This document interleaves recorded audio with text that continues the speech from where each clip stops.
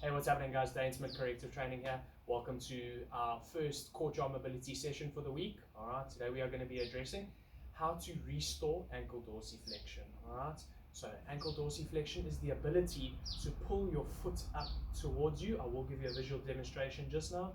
Okay, that ability to pull up, kind of think of bringing your toes towards your knee. Okay, quick one. Why are we looking to restore ankle dorsiflexion? Well, I know now in South Africa, they've just released a kind of ruling that you're allowed to exercise from about 6 to 9 in the morning.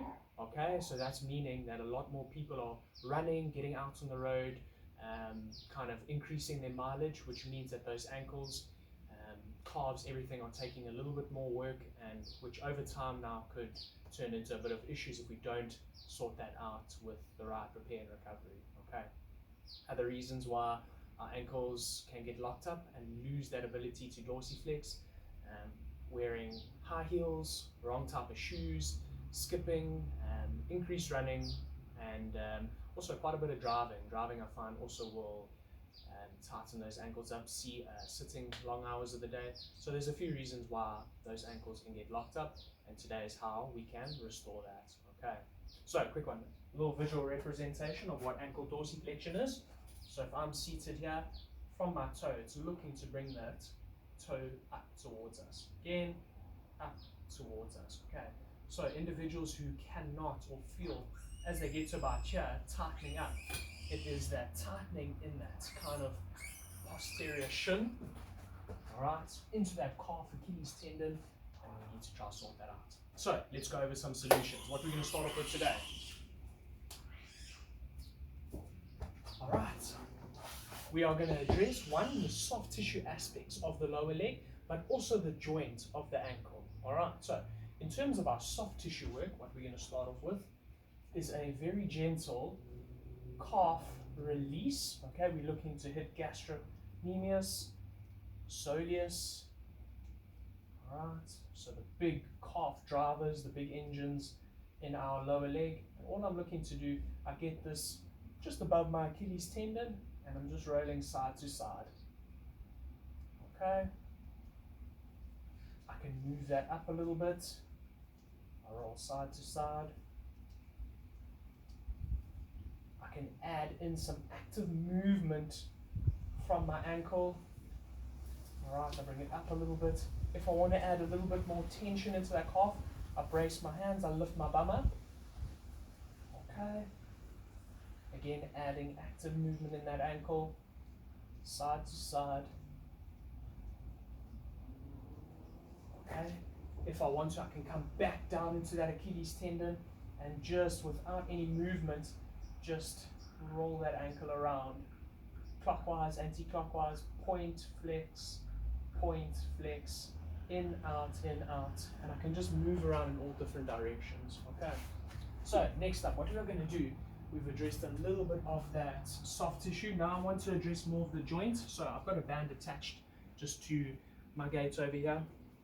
What I'm looking to do is bring that band forward, and I'm looking to place it over the bridge of the ankle. So nice way to think of it is find the two big bones on the side of the ankle.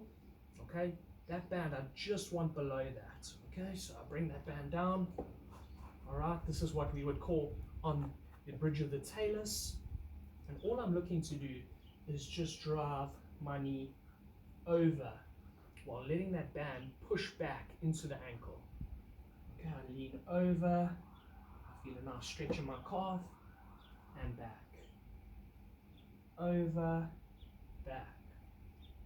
Over, back. Try and make sure that this heel stays nice and flat. Over, back. Okay, I can also kind of move over and out, or over and in, over and out, over and in, and then just generally over. Okay, so I'm looking to spend about 45 seconds, 30 to 45 seconds on the calf release and soft tissue, and then again about a minute or so just on this banded mobilization. Next up, what are we going to do, sir? I like to do this with a voodoo band. Obviously, if you don't have a voodoo band at home, an old bicycle tube, anything that you can really just get creative with that will be able to create a bit of a compression force. Okay, so ideally these voodoo bands are really good, and what I'm looking to do is I'm going to start about Achilles tendon height. I'm going to wrap it round. I'm going to get 50% tension around the back of my calf and wrap over. I get tension, wrap over, tension, wrap, tension, wrap, tension, wrap. Good, and I just keep doing this all the way up the back of my leg. Tension, wrap. Okay, tension, wrap. Almost there. Tension, wrap. Okay, leave about a short piece, I'd say about 15 centimeters or so of the band over there.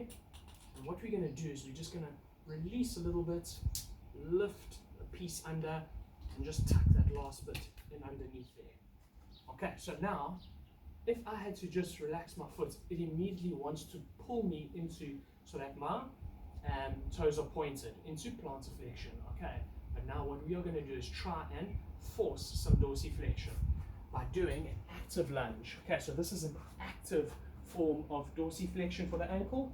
So what I'm going to do is just get into a split stance here, and I mean, you can even have your hand just resting on something, and you're just looking to drive into that lunge position and back.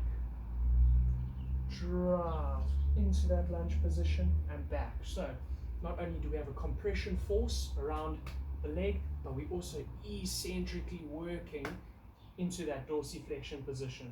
Okay. And back. And back. I can get a nice tall chest. Really drive that knee over and back. Drive that knee over and back. Last one here. Driving over and back. Okay. So you don't want to have this on too long. I'd say about 15 to 20 reps of the lunge, or about a minute, just over a minute on the band. After that, release it up. Okay. Move it around, get some blood flow back in there. And I can tell you now, after a quick bit of those 3 techniques, I'm feeling a lot more open and less restricted in this ankle joint. Okay, last bit for today. If we are releasing posterior soft tissue of the calf, we're doing compression banding, we're kind of stretching that, and we are working on the joint, I want to focus lastly on the strength of the front of our shins, okay? So, common muscles here, or the common muscle that a lot of us actually have no idea and have never trained in our lives. We have our tibialis anterior running up there, and that is one of the big drivers of dorsiflexion, okay? Often that guy can get weak, can get too tight, shin splints, knee problems, all of that, okay? So we want to make sure that that is a nice strong muscle, okay? It opposes what the calf, the soleus, and all of that does, which is that being of pointing the toe. So we need to get this guy nice and strong so that the forces are nicely balanced. Okay. What we are going to do, I'm going to take my back against the wall, I have my feet out in front of me. Alright, and all I'm looking to do here is just, without kind of, well, you can pop your back, I think, put your back on the wall. It's a little bit easier to start, with back off the wall being a little bit more difficult. Move this out of the way. Okay, so back on the wall, and all I'm looking to do here, with knees nicely locked out, heels on the ground, I'm just looking to pull my toes up towards my knees and down. And pull them up and down. So this is the easier version. Pull up, down, up, down. If you want to make that a little bit harder, you can take that back off the wall, pull and down, pull and down.